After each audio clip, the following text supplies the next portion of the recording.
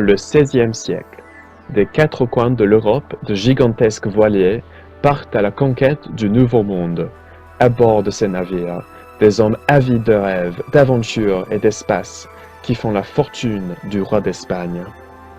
Roi de Sicile, duc de Brabant, comte de Flandre et seigneur de bien d'autres territoires, le roi d'Espagne contrôle une bonne partie de l'Europe et règne sur un empire sur lequel le soleil ne se couche jamais.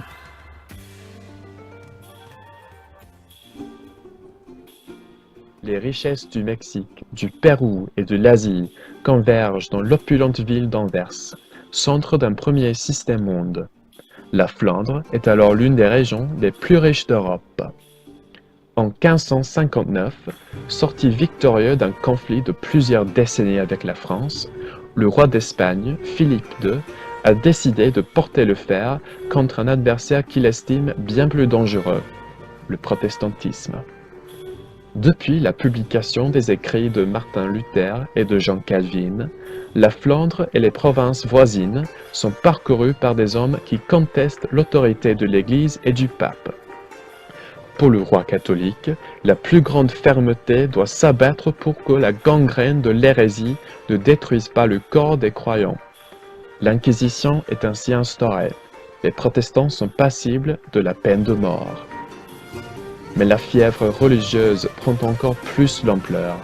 Dans les campagnes, des prêches sauvages sont organisés par des hommes qui déclarent vouloir vivre comme le Christ. Parmi la noblesse, la colère monte aussi. Pour elle, Philippe II, qui ne quitte plus l'Espagne, ne respecte pas les libertés provinciales. En 1566, c'est l'explosion. En avril, des nobles présentent une pétition manifestant leur désaccord. En août, les prêches sauvages se transforment en émeutes. On brise des images pieuses, on pille des églises, on tue des religieux.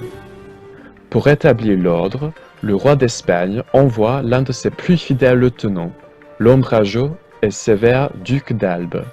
La répression est implacable. La peur s'installe, mais le feu de la révolte couve toujours, prêt à reprendre à la moindre brise. Telle est la situation de la Flandre en ce mois de mai 1568.